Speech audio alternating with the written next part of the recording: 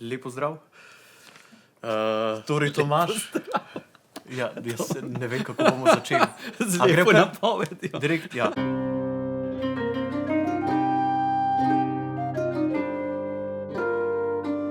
Jaz sem zelo dosti delal s tem materialom. Druga zadeva, ki je na to vplivala, je seveda, da sem jaz iz Koroške in gor je pač tale naš kralj Matjaž. Predvsem sem imel po mislih zbor teh najmlajših pevcev in sem si predstavljal, da njim bo verjetno zelo fajn, če bojo se v enem trenutku spremenili vojščake in oni bojo šli se boriti s kraljem Matjažem in sabljati in tako naprej, ne.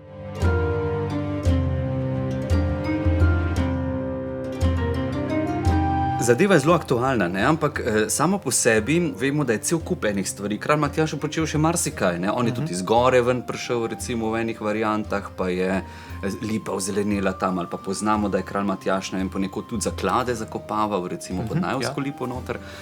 Tu sem pa rekel, bomo vzel dve taki klasični stvari, ki lahko tvorita konflikt. Ne? Torej, da bo kar naenkrat nastal konflikt, Turki vzamejo Alenčico, jo potem gre kralj Matjaž rešiti, ne? Potem ga spet napadajo. Čisto zaključka pa ne bom povedal, zato ker tam, no se veš, da so tam malo obrnjene stvari po svoje potem. Ja, meni je bilo izredno všeč ta ideja, da je temno in svetlo. Zbor se prepolovi na neki točki in eni so s turško vojsko, spet drugi so od vojske kralja Matjaža.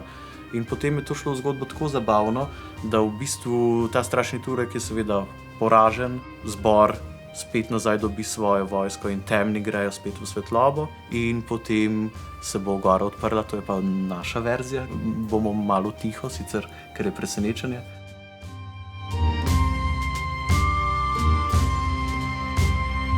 Ko sva se spoznavala glede besede in glasbe in kaj želiva, sem ugotavljal, da v bistvu sam glasbo ne bom dobro naredil in me je zanimalo, kako seveda ti na to gledaš, kakšen ritem čutiš, kako se počutiš ob tem in v bistvu vse te stvari so meni izredno pomagale.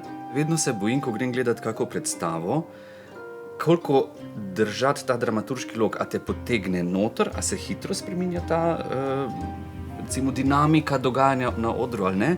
In jaz sem si ravno zato zamislil, en spor, pa drug spor, pa vmes cel kup enih malenkostnih sprememb, no? Zato, da... Ki so vplivajo lepo zraven.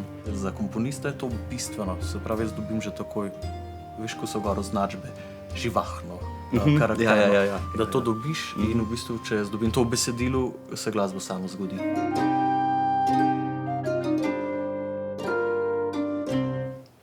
V bistvu vse.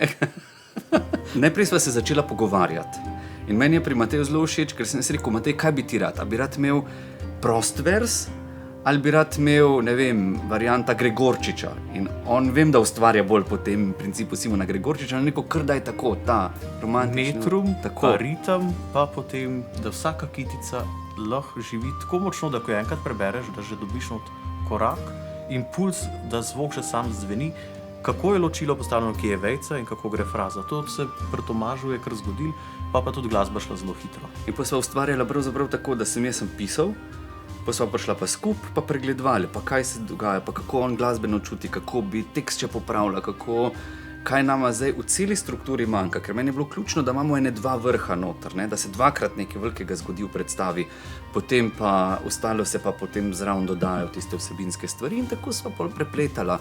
Včasih kar precej pozno v noč, no. Jaz sem hotel pač pol se malo bolj optimistično pogledati, ne. In meni je bilo zelo fajn predstavo narediti potem na koncu tako z eno tako umirjeno uspavanko, ki je optimistično gledal v jutri, torej uspavanka za lepši jutri. S tem se bo zaključila predstava in to se mi zdi tista pika na i, da rečemo, karkoli se prej zgodi, jutri nas čaka nov, pa sigurno lepši dan.